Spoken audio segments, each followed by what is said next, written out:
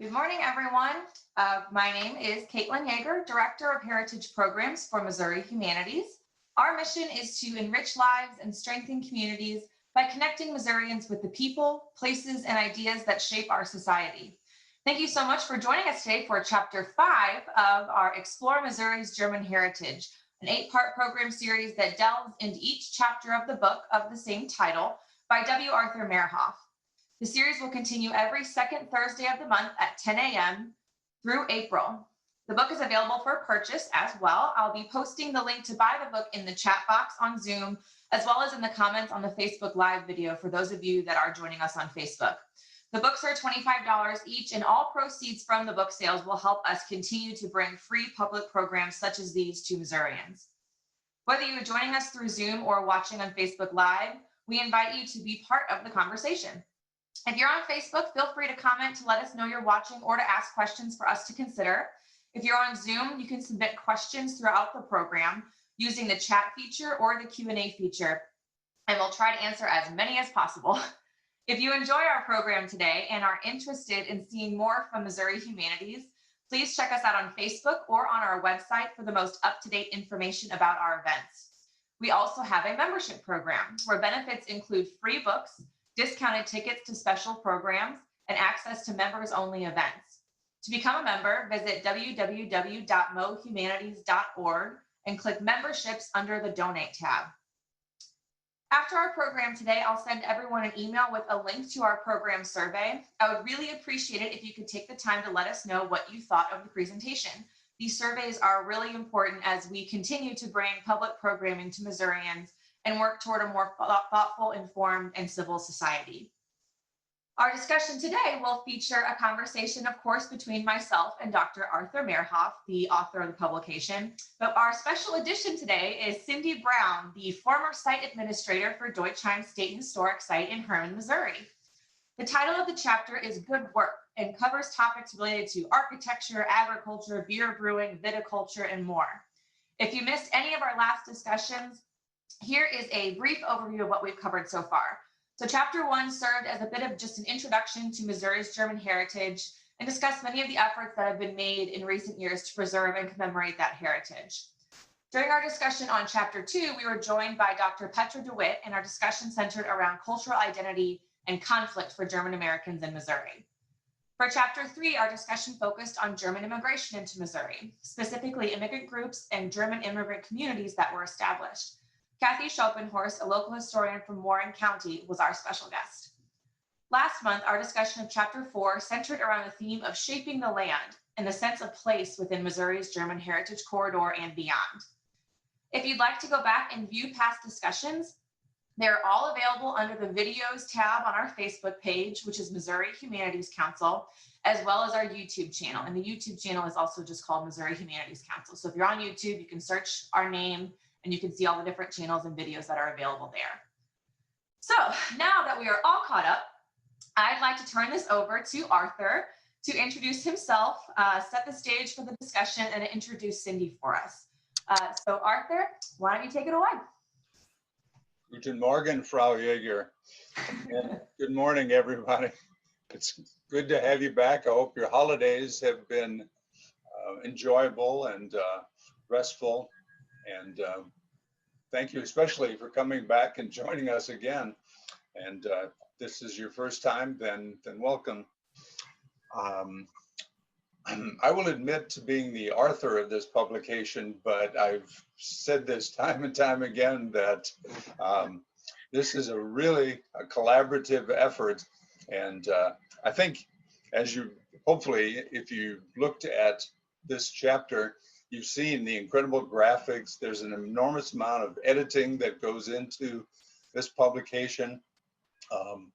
Without the help of Cindy Brown, for example, in this chapter, I'd still be writing it. So it's important to keep in mind that I'm part of a collaborative effort, and the German Heritage Corridor Initiative is a big part of that particular effort. So with that being said, I would like to give you some background, especially if this is your first time I have a doctorate in American Culture Studies from St. Louis University with an emphasis in material culture studies. So if you've read this publication, you're wondering, is this really history? I would say no. It's really, if you will, anthropology, ethnography, material culture studies. It was the only way that in about 150 pages, we could kind of provide some thematic overview of Missouri's German cultural heritage, which is lengthy and covers an enormous part of the state. And I used to write for Missouri Life magazine, had a column called Missouri Journal, which looked at Missouri's special places. So they were having some challenges trying to get a bead on Missouri's cultural heritage. So trying to focus on special places and objects was a way to try and get some focus on this vast heritage. And finally, I worked as the academic coordinator for the Museum of Arts and Archaeology at the University of Missouri. So museum education is a big part of what I do. In a sense, we're looking at the German Heritage Corridor as this vast museum. And we've looked at the history, the origins, and then we've started to look at, if you will, the cultural ecology or the relationship between various pieces of culture. Last time we looked at the land itself, the natural environments, and how that both shaped and was shaped by Missouri's Germans. And today we're going to take a look at das Arbeit, the work, what people do for a living, technologies, and how influential, important that is for people. Anybody who's paying attention knows that changes in our technology and how we make our livings ripple through the entire society and culture. And that same idea applies to looking at Missouri's German cultural heritage, both in the past as well as today. So that kind of tries to bring you up to date. So we're looking today at, in chapter 5 at Das Arbeit, how Missouri's Germans made their living in some key ways. Obviously, there's a tremendous range of activities, but we're focusing on 3 key aspects, starting with farming, if you will. Beer, what do you do with all the grain that you make? Well, at least if you're German, you make beer. And then finally, winemaking, which is a very specialized, but I think a distinctive part of Missouri's German cultural heritage. So why do we have our guest speaker here today? Well, as I mentioned, I owe a great debt to Cindy Brown for all of her assistance, not just in this chapter, but throughout this publication, but also because in particular, I think she offers some real insights into, especially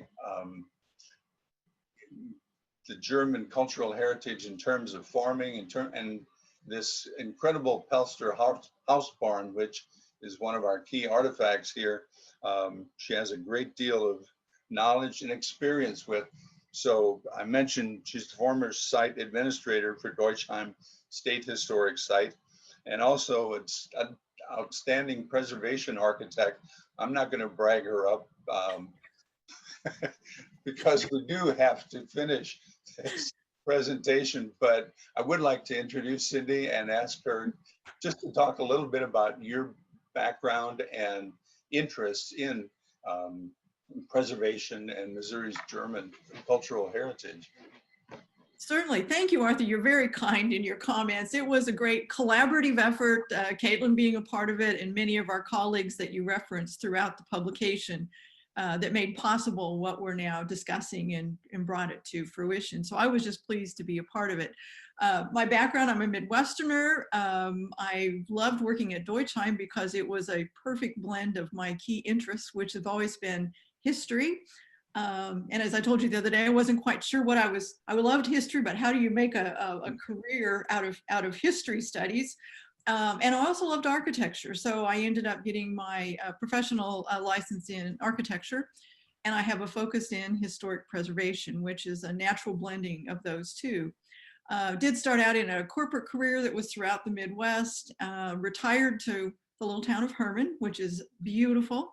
And both because of its natural environment, which I found striking, and also its history, which I knew just a little bit about at the time, and also the built environment there, the historic preservation aspects of it that had been retained, partly due to the whole thing with prohibition in the wine industry, because it brought to a close the economic vitality to some degree of the community long before the Depression, and also the natural frugalness and care that the German population took towards the preservation, for the most part, of its built environment was extremely appealing to me. So for a period of time, I was working on restoration projects there in Herman, National Register projects, utilizing the federal and state tax credits with those that were wanting to preserve the community, which was an amazing opportunity. And I had my own practice, and then had the opportunity to go to work at Deutsheim, which is just a jewel. I mean, it has those historic buildings that have been preserved thanks to the Brush and Palette Club in Herman, an early group of preservationists who recognized their importance. So it's been a part of the state park system since the 1978. And I remember going there when I was just a visitor to Herman. So it was truly an honor to then be the site director. So we did a lot of projects utilizing my background to say, let's preserve the buildings, but then it was an opportunity for me to use that interest in history. And my own background on my mother's side is German, immigration to the Midwest in the 1870s. So I know a whole lot more about it now than I did when I started. So it's been 10 years ago that I started there, and I retired last year. And so this is an opportunity to still be engaged. So I thank you for including me today. Thank you, Cindy and Arthur. So let's launch right into this discussion. I think this is a really cool chapter because we're really starting to get into kind of the details of what everyday life was like for Germans in Missouri. And I think one of the most interesting examples that Arthur brings up and spends quite a bit of time talking about in this publication, an example of that kind of daily life is the Pelster house barn. And I'm not, at least in my experience with talking about and doing programs about German heritage, I've come to realize that not a lot of people know what a house barn is, nor do they understand how rare it is to find this kind of example of this architecture, not just in Missouri, but in the country. Yes. So if I remember correctly, and Cindy or Arthur, correct me if I'm wrong, but the Pelster house barn here in Missouri, and it's kind of New Haven, Herman. Is it technically New Haven? Yeah, it's in Franklin County. Yeah, New Haven area. It's one of 6 of these kinds of structures left in the entire country. And so Arthur, talk to us a little bit about, and Cindy as well, about the background of this kind of structure in the Pelster house barn itself. Why is it so significant?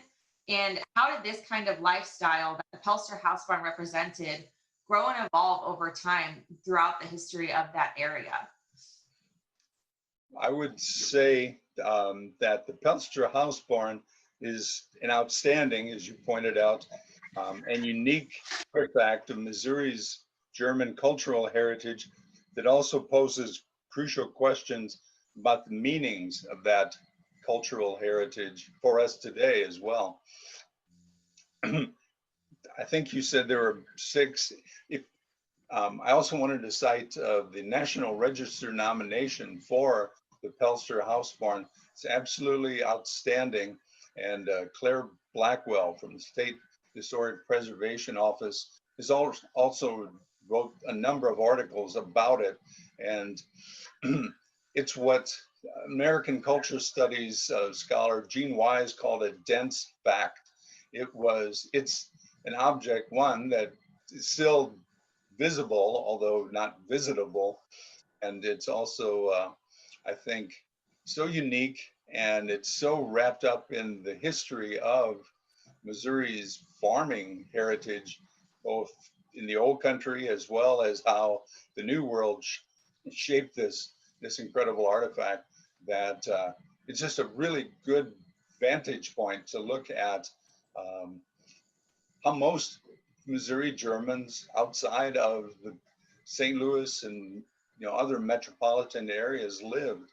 And the difference, Lauren Torno, who is a noted preservation architect and participated actively in our symposium, the German Heritage Corridor Initiative Symposium, emphasized that very strongly, that you need to think about how little change, how isolated these communities were up until really the 1930s, when the state highway system, the US highways, expanded. But are you still there? Whoa, am I? Oh, okay. You did that. I didn't. Yes, I realized we're talking about this kind of unique structure, and I wanted to make sure we could maybe see a photo of it. Well, let me get my heart rate back down a bit. But it's an old world tradition. The research indicates that it's probably of Southern German or maybe even Swiss origin, although the Pelster family was actually from Northern Germany. But in a wonderful article by Howard Marshall that I hope people will take a look at, he talked about how this was this beautiful blending, if you will, how the Pelsters took these old world traditions and made them work in their new setting. I mean, basically in the old world, where land was expensive and your livestock were your livelihood, then you better keep, everything has to be tightly tied together. And the house barn grew out of that tradition and basically incorporates the livestock, threshing, granaries, and family dwellings into the same building. And what's unique about this one, to me, is that it's built into the side of the hill. And anybody who's looked at earth sheltered dwellings knows that's a really smart thing to do. So, and it also uses a style called the Fachwerk, which Cindy will tell you more about, and I'm sure that it's interesting. It's just a stylistic contribution. He could have built just about anything, but he chose to build in this particular vernacular style. And it also uses weatherboarding, which was not typical of the German style, because timber was expensive and protected. So there are a lot of things going on with the Pelster house barn that make it a unique way of, or window into the Missouri's German heritage in terms of farming. But Cindy Brown knows a lot more about the architecture, and as well as how this thing is still, why this thing is still standing, which I think are important for us to hear about as well. Sydney? Well, one of the things you mentioned, Arthur, is the fact that people continue to live rurally and continue their traditions, well into the 1900s. And that's true of this building as well, because it was occupied until the mid 20th century, that also preserved it. But the thing that was most striking to me when I first first there to actually see the building was, it is completely authentic. I mean, it has not been restored. It was not updated. It was kept the way that it always was. And as a result, it has a certain resonance and a beauty to it that it's so substantially built in these massive timber beams that are mortise and tenon together, and Roman numerals to indicate where those bents are created. It would have been assembled and then put up in place. And it is then infilled with nogging, which is the tradition that they had in Germany that you alluded to, where timber was very precious. I mean, you didn't have access to timber. People lived in buildings that were hundreds of years old because you did not have the ability to go fell trees. It was very, very much controlled by the nobleman or the town or whomever owned the timber. You didn't have access to it, versus in the United States. you know, we looked at it as a resource, perhaps regrettably so, where it was, you know, felled and like in the way of creating areas that you could then create farmland from. And so the tradition of doing the fachwerk, or the very detailed craftsmanship that assembles a rigid frame out of massive timbers to support the structure, that was from the old country, didn't necessarily have to be built here, because you could simply make a stacked log structure out of the abundant timber that we had. A difference also, and you allude to when we talk about the self-sufficiency, is the fact that in Germany, they would have lived in the village.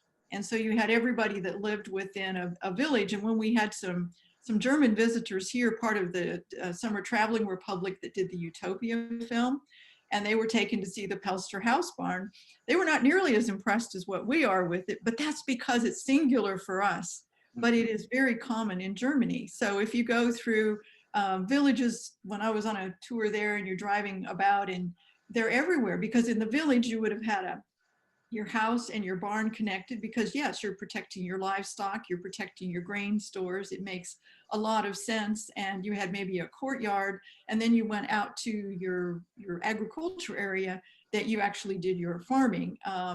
You know, the housewife is there at home, you know, tending the fires and probably doing spinning and checking the livestock and doing all those cares that were required. But you would have had a different type of experience, more of a village experience in Germany.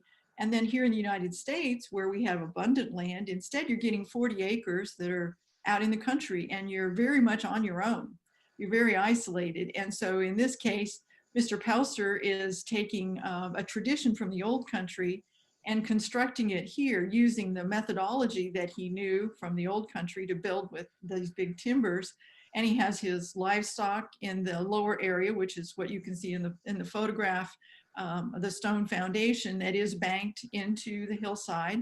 It's got a wonderful gable entry there that is at grade on the front side, which enters into the threshing floor, where you also would have pushed in the wagon, and you would have then, you know, pulled the hay out, and that would have been put in the loft at the very top, which stores it, of course, as needed in all barns. But it also, when it's over the house, adds insulation, because you've got all of that hay that's stored up ahead. So the house is on the left, the threshing floor in the middle, and then the granary stores, as you referred to, Arthur, on the right. It is just an extraordinary structure, and thankfully was preserved and was donated to the state of Missouri. It is a resource that has been carefully protected, is on the National Register, has been the subject of many articles, and is just a phenomenal treasure. I am just always impressed every time I have been there to visit. One of our viewers, Norman, I believe, asked about the use of the wood. I understand the support timbers are oak, which is natural, I guess. Weatherboarding and some of the, like the columns on the front. Yeah, the front. Do you know? They would have used the materials that are locally available, which is, you know, one of the beauties, I think, of some of this rural architecture, is the fact that you're using materials from the site. So you're quarrying stone, you're burning lime for the mortar, you're felling trees and using those, and your skills to create a structure that's very compatible with the landscape. Sounds like Frank Lloyd Wright. Yes. And Norman actually has a follow-up to that, which is, and this is true, there's a number of limestone rock houses in the vicinity of the Pelster house barn. Why isn't the structure more rock than it is? Well, it's a good question. Building a rock house is a lot of work, and this is a huge building. So it's actually, what you use is the rubble stone. That's the way it's done in this particular structure. In between each of those vertical timbers, it's infilled with the rubble stone, the smaller stones. And that becomes, it may be plastered on the inside, it may be covered with the weatherboard, or it may be left exposed. But that becomes a barrier, if you will, for wind infiltration. It's really not much insulating value because it's more mass than it is insulating. But they used all the materials they had. So the larger stones, which might have been dressed, of course, here to comprise the foundation, and then the rest of it was timber framed. William Pelster helped his father build a similar house earlier than this that was much smaller, but in the same tradition. So they're utilizing the same techniques that they had in Germany. And one of the houses at Deutschheim, the Straley house, is also a similar construction, but it's done in Herman, where you're in an urban or small city environment, done with brick knocking because the brick is more readily available. I know we can talk about Pelster House for the entirety of this. We could. So it's such an interesting piece of architecture and piece of history, especially, you know, with all the ideas that are thrown around about what to actually do with the structure. So just one last note that I'll make is that, you know, we're constantly exploring ways to make this a little bit better interpreted, you know, to try and, you know, maybe someday, maybe not so much open to the public, but allow tours so people can see it in person, because it's surrounded by private property. So it's not easily accessible. So there are, you know, discussions. So hopefully, you know, one day some of those will come to fruition. So stay tuned. We have hosted Missouri Barn Alliance had a meeting there. I mean, there are ways that potentially it could be utilized in that fashion, but I share your hopes because it is such a wonderful facility and it is huge. It would be great to have it more available for people to see. Absolutely. And moving on to something that's still somewhat related to the topic, but I want to delve a little bit deeper into this. And Cindy, you touched on this a bit, the place of rural German heritage and some of the things that you had said that were different here in Missouri for Germans rather than in Germany was the idea of, it was much more rural, a much more rural lifestyle that many of them, and not to say that Germans didn't live in town, many did, but agriculture and farming was such a big part of that culture that many lived in rural areas where, like you said, it was self-sufficiency, you were more isolated. So if we want to talk just a little bit more, like I said, we touched on it a little bit, that rural German heritage identity and where it has a place in the study and commemoration of our German heritage and how that differs from other examples of German heritage in the state, this kind of rural versus everything else. You know, why is it such a different conversation? A good question. I mean, I think in terms of a legacy that it offers is the fact that we have the Midwest, and frankly, the Midwest is pretty much all settled by German immigrants. If you look at what the percentage of population, whether that's Wisconsin or Iowa or Missouri or, you know, wherever, is the reputation for a strong work ethic. The reputation for self-sufficiency. You know, I want to do things on my own. I want, you know, you were forced to do that because you had left a community, and there's a contrast between living in a community and that of being rural and self-sufficient. I can empathize how difficult it must have been for particularly women of the household that would have been completely isolated and had been previously in a village where you had access to the local baker and seamstress, and there were so many people, an overpopulation situation in Germany. So you had household help, you know, you had laborers that helped with the farm. Then you come to America and you're getting land that has never been tilled before, as opposed to land that's been tilled for hundreds of years. So Duden writes about the fertility of the land and the opportunities that are here, which was all true, but it is a lot of work that many people weren't really truly prepared for. And as Lauren had said, and as Arthur, you mentioned, you know, there weren't roads, you weren't taking your grains to market. It was for your self-sufficient needs of your livestock, your family. And that also gets into our next segments when we talk about beer production and wine production, because those were things that originally would have been done either on the farm, but maybe more likely in the community. And so it's part of the social culture as well. So those are things that I think you could see more of the expansion of the social culture within a community, like a bigger community, whether that's St. Charles or St. Louis, where you have tradesmen and you had those that were, you know, accustomed to be in those trades in the old country that could then make those services available to the many Germans who lived in the city. And there were some that were idealistic. It was a romantic era that had been professors and lawyers that thought they could become farmers, and they try to do that. And then they retreat back to the city and say, oh no, that's not my skill set. And thankfully that did create, you know, German schools and, you know, German services that were essential. And to the next parts of the chapter when you get into things like the big breweries and the wineries and such that are community-based as opposed to farm-based.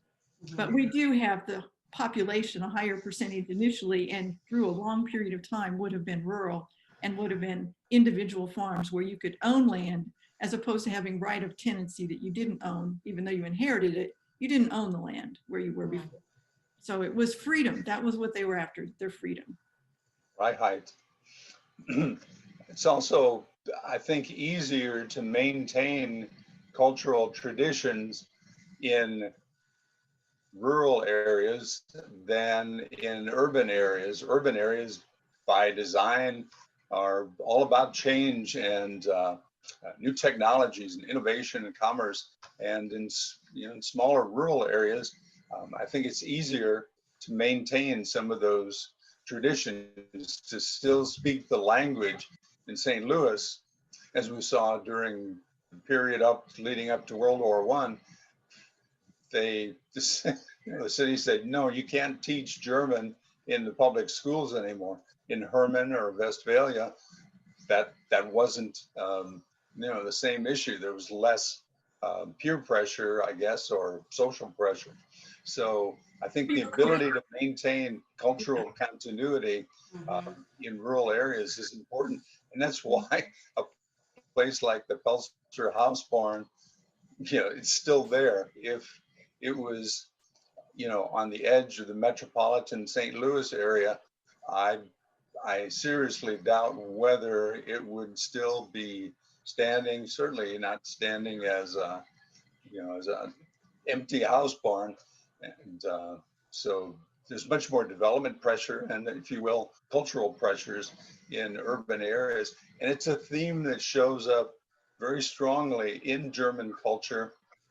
The famous Ferdinand Tönnies Gemeinschaft versus Gesellschaft, the traditional community versus the modern urban community, grows out of these cultural changes. You can see it in the films during the Weimar era, that tension, the encroaching city, the threat of the city is very much a theme in German culture as well as in, others as well. But so I think if we're trying to study Missouri's German cultural heritage, the rural area offers perhaps a better laboratory.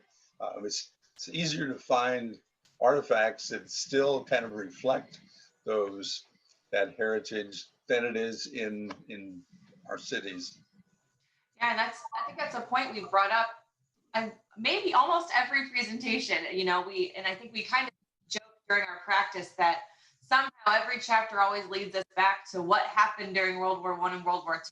Such a stark turning point for German cultural heritage around the world. And I think, to hit on Arthur's point again about this idea of rural German heritage being a little bit easier to preserve because it lasted longer. And I think still to this day, much of the German heritage that we explore in the more rural areas because they are much more obvious, much more present kind of heritage than, say, in someplace bigger like St. Louis or St. Charles, where it's there. And if you look hard, you can see it.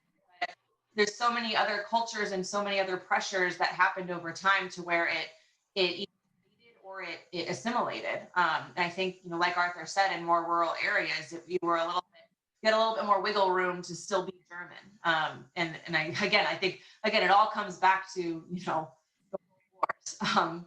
And actually we have a question about, I don't know the answer to this. Maybe one of you do.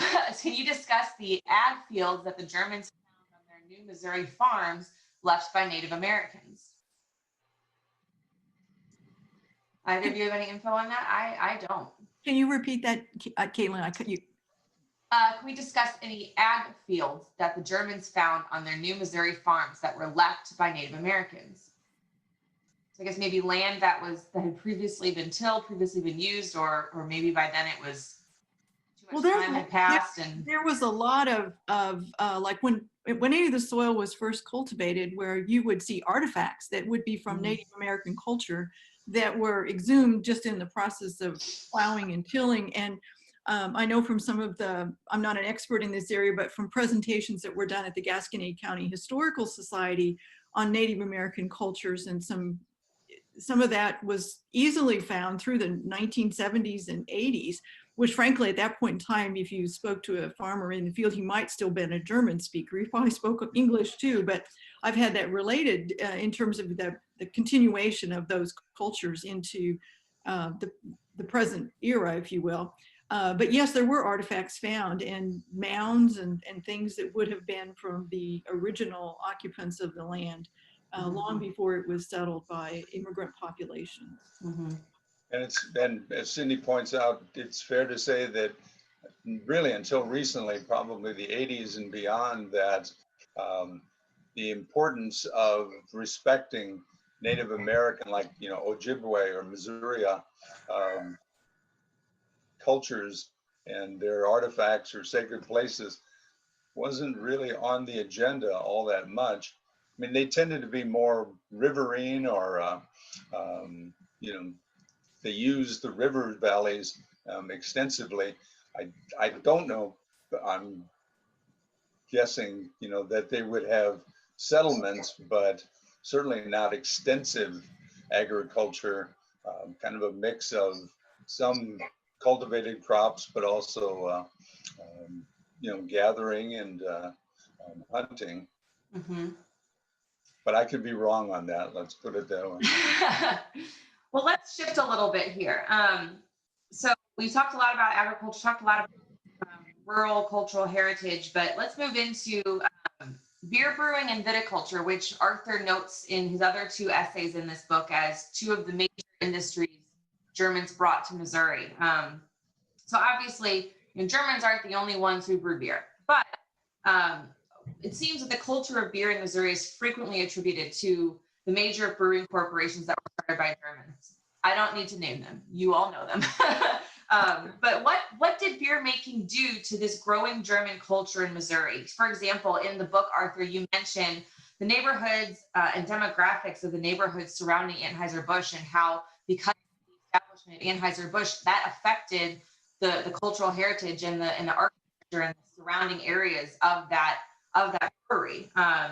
But we also talk a bit about the other Busch brewery, John Busch Brewery in Washington. So a big brewery in St. Louis and a small brewery in Washington, and how those affected German culture in our state.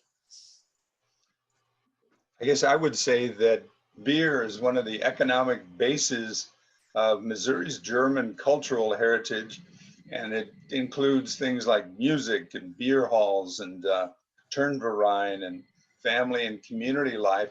It's one of the things that I think distinguished Missouri's Germans from the rest of Missouri's culture, and not always to their advantage, as we saw back in chapters 2 and 3, especially chapter 2, that there was the temperance movement, the emphasis upon a 100% pure American culture that was part of that sort of Protestant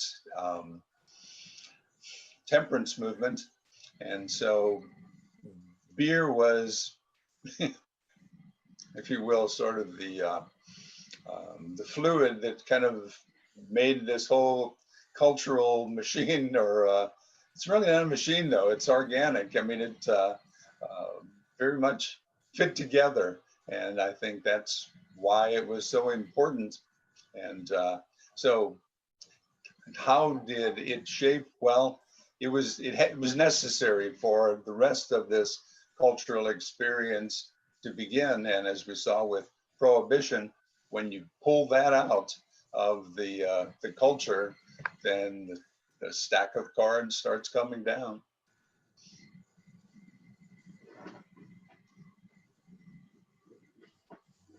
Well, I guess I would add to that the fact that the Germans were so, German Americans were so concerned about the loss of something that was culturally significant, socially significant to them, that when the temperance movement started, state by state, which was early in the 19th century, and it was by state was being discussed, should we have prohibition?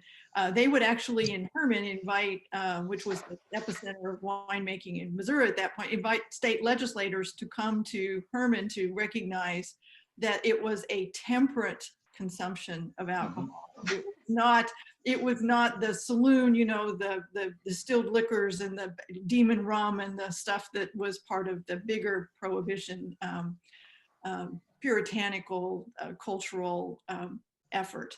So it was resisted for a very long period of time. So they did play a role in terms of their political protesting and championing, if you will, to say, this is not who we are and that's not about what ours is. And it wasn't until, again, Caitlin, back to World War I and probably some of the anti-German sentiment that in the Volstead Act, which implemented prohibition, it was applied more stringently to beer and wine than had been originally anticipated because they had lower alcohol content and they thought that might be less, it was going to go after demon rum and hard alcohol and not about beer and wine, but then it ultimately did. And it had then significant consequences. And my own experience growing up is that beer was just a part of everyday life. It was very much a social lubricant, but I guess because it was sort of a family thing or a community thing, you really didn't have people sitting in a bar pounding down really hard liquor by themselves. That's not the image I have, and I certainly don't want to dismiss problems of alcoholism, but I think it was very much a part of the social ethos, the social way of doing things for Missouri Germans that, again, if, for a lot of people, their experience was like Cindy talked about, the demon rum, but Missouri's Germans came from a very different cultural background. And, the beer hall, for example, in Herman, what was that like back in the day? And they're very much, there's the photograph in the book, in your book has the whole the beer garden that was next to it. I mean, and St. Louis had prolific numbers of beer gardens that were throughout South St. Louis. So it was an outdoor, like it is in Germany, and you had the structure, but you had an outdoor area. I think initially there may have been those that were Protestant and those that were Catholic, and they didn't necessarily mix, but they had their beer gardens that were very much available. When Prohibition was first, implemented and those were closed down, I mean, there was trains that used to take, visitors out like to the Herman area. I don't know whether they didn't maybe enforce the laws strictly, but I know that there were wine fests, began there in 1848. There was that came by steamboat, but then later, I mean, they always had festivals there, and they're known for their festivals today. But yeah, the beer garden would have been a social environment that was just normal part of life, and and very local too. Like there's local traditions now you mentioned, and the microbreweries, etc., craft breweries. But every community, every village would have had their local brewery because you didn't transport it. I mean, it was produced right there.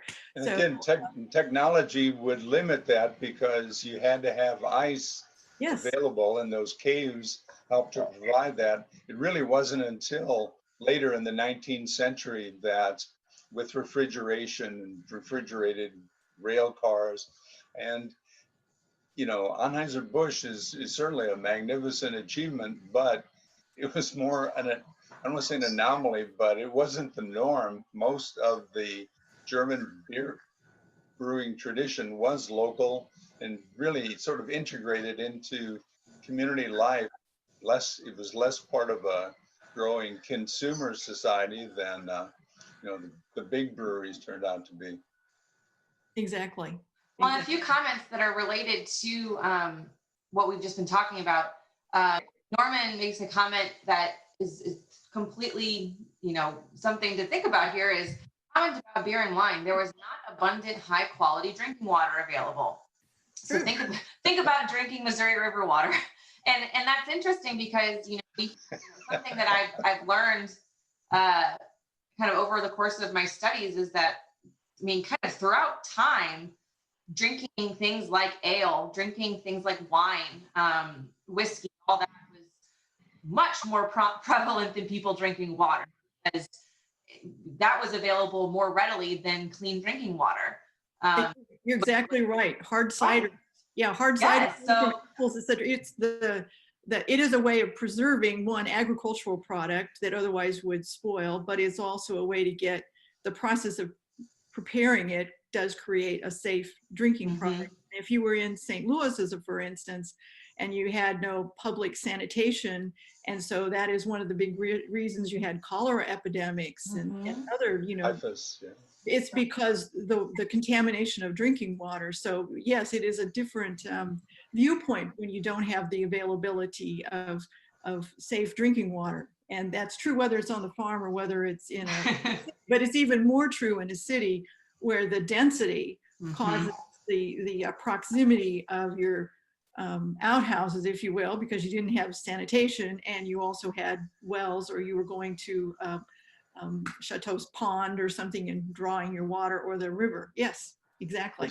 There's an old German saying that Stadtluft macht frei, city air makes one free, but the water was a whole different story. And Norman's in good company with Hildegard von Bingen, no less. Back in the 1100s, she was writing about the benefits of beer, including especially the purification of the water. And so that's a long-standing tradition or maxim that certainly would apply here as well. We didn't take such good care of our waters back in the day. And then another question that I don't know the story behind this, so it'll be interesting to see what you guys have to say. The closing of beer halls in St. Louis causing Germans to start getting involved on the Union side of the Civil War. Either of you know anything about that? I don't. Well, that gets into a really big topic, probably. I mean, to some degree, beer halls were also representative of, you know, that was a time period of nativism, I mean, of anti-immigrant, which is probably more influential to some degree in terms of the closing of beer halls, because it was controversial, you know, that was representative of that culture. And then I think the other thing is the sense of oppression that they had felt in Germany, where you didn't have freedoms. You know, you were under the thumb of whomever was the ruler, of the limitations that your political life could have there. And many had been parts of student protests or had been part of the revolutions in 1848, seeking constitutional reform in Germany. So that would be, in my view, more what drove the Union sentiment and support, which was vital to actually Missouri staying in the Union, and to the anti-slavery viewpoints of most Germans. Yes, the beer hall would have been a tangible representation of your Germanness. So there were riots, there were closing of beer halls and things, and I'm sure all those things get caught up in the same web of conflict. So let's move on to winemaking. I want to make sure that we touch on this topic because it was so interesting to me when I found this out. So talk to us. This might be Cindy with your background, talking to us about George Hussman and Missouri's role in the history of viticulture and winemaking, and then tell us about how our rootstock saved the world of wine. Missouri saved wine. It did, yes. Well, and the story is a long one. You know, there was always an interest in wine, particularly among those, like, you know, the Thomas Jeffersons of the world who, you know, been to France, and then they have an appetite for wine. Wine was a part of the German culture, but there was a challenge to produce wine in the United States because the varieties of grape did not do well in our climate. And so it always had to be imported. So the ability to produce wine was one that hadn't really ever taken off in the United States. It was still an imported product. Some of it up in New York and in those areas. There were some in Ohio, obviously. But as the Germans came over, they started winemaking.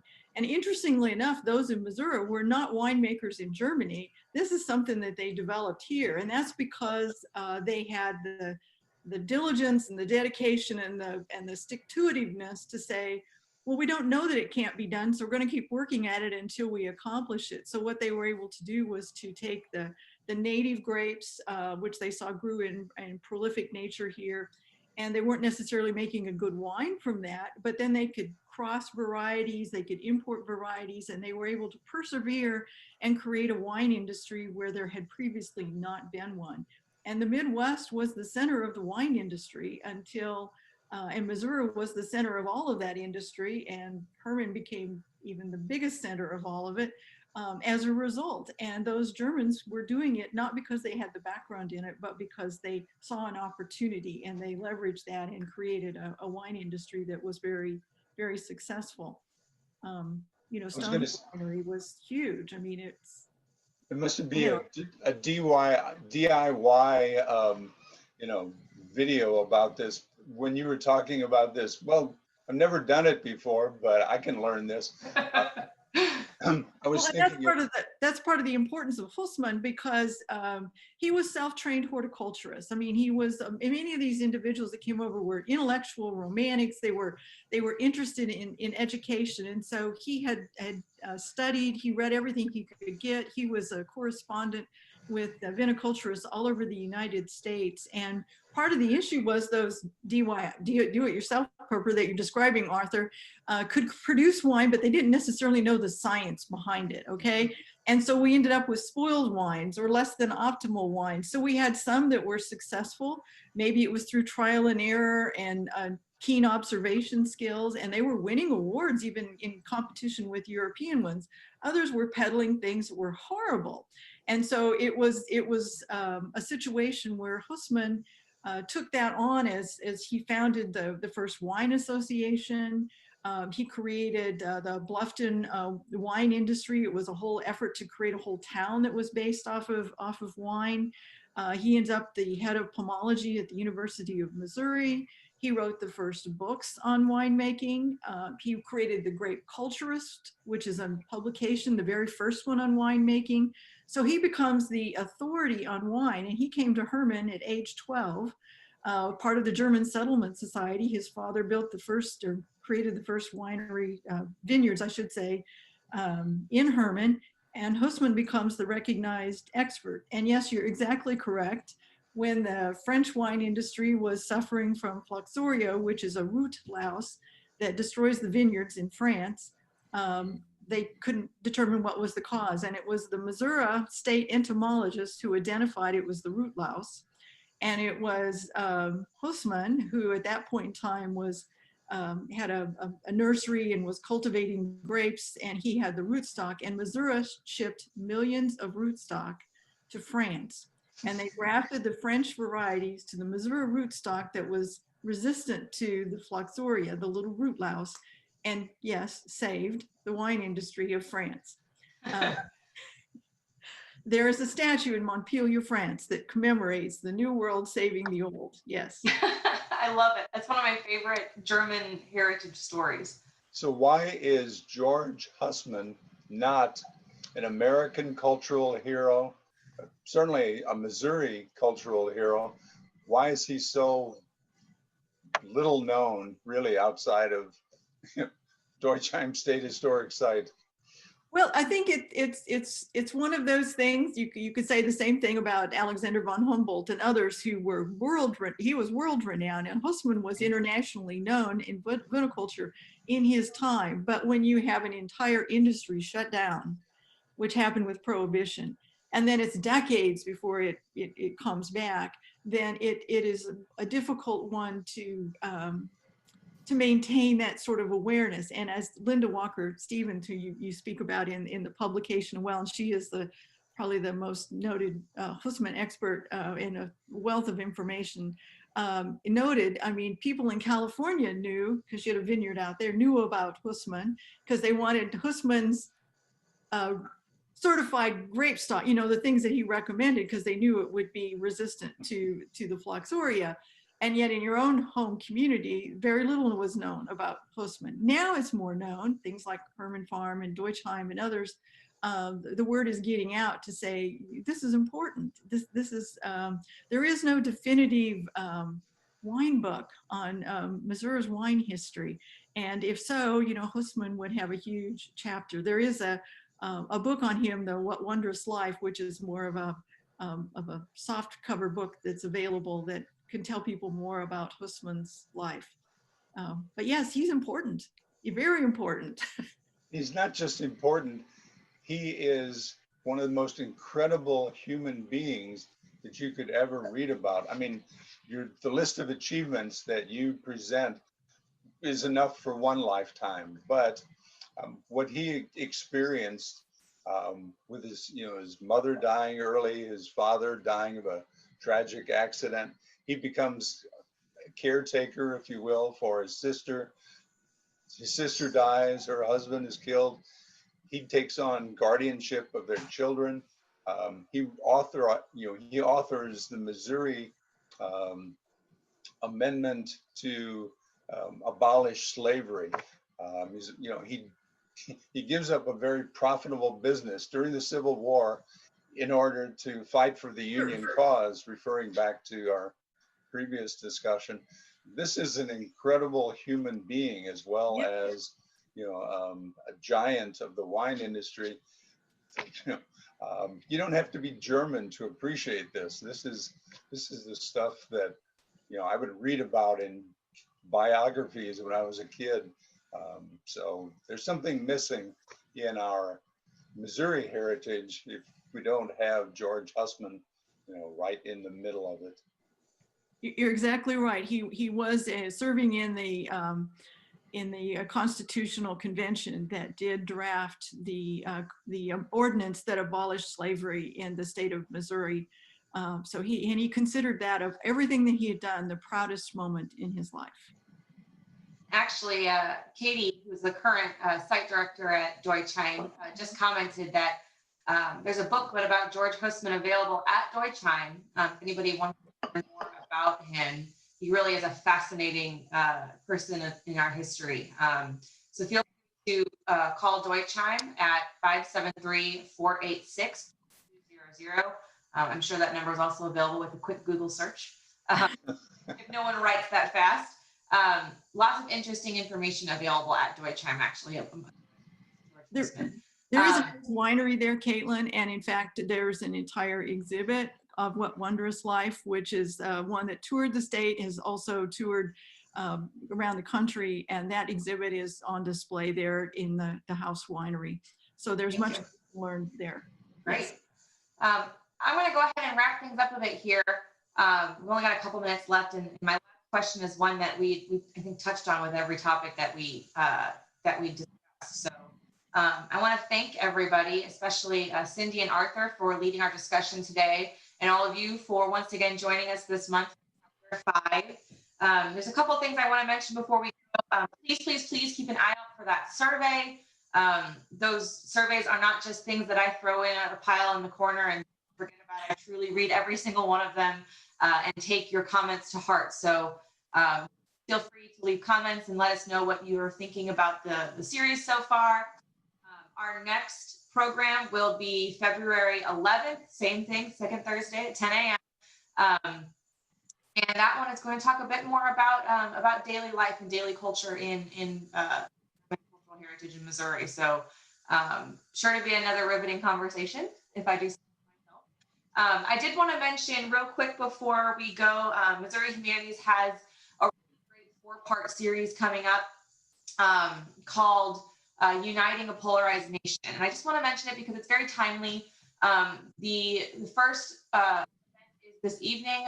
It's an author talk with Robert D. Putnam and Shaylin Romney Garrett. They're authors of How America Came Together a Century Ago and How We Can Do It Again. More information about this 4-part series, which I think is going to be a really interesting program for us. You can put on our website, it's super easy, mohumanities.org/uniting. So feel free to check that out. There's kind of programs and interactive things that you can do with that series over the next couple of months, and information is also on our Facebook page. So I invite you all to check that out, as well as the many other great events that we have through Missouri Humanities. So just wanted to plug that for a fellow Missouri Humanities colleague. And again, thank you so much for joining us today. Cindy, Arthur, any last words? Thank you very much, Caitlin, for hosting this. It's a Sure. great topic, and it's a very robust topic, as you allude to. So much to learn. Yes. And that the heritage is not just a thing of the past. You know, we don't want to just live in the past, but we want the past to live in us. And I think this chapter points out ways that it can still do so. Hopefully. Well, thanks again, Cindy and Arthur and everyone. It's 11 on the dot. You're welcome. Nicely done, Caitlin. Thank you. And we will see all of you and hopefully more of you next month, February 11th at 10 a.m. for chapter 6. Thanks so much, you guys. Have a wonderful rest of your week. Bye-bye. Thank you. Thank you.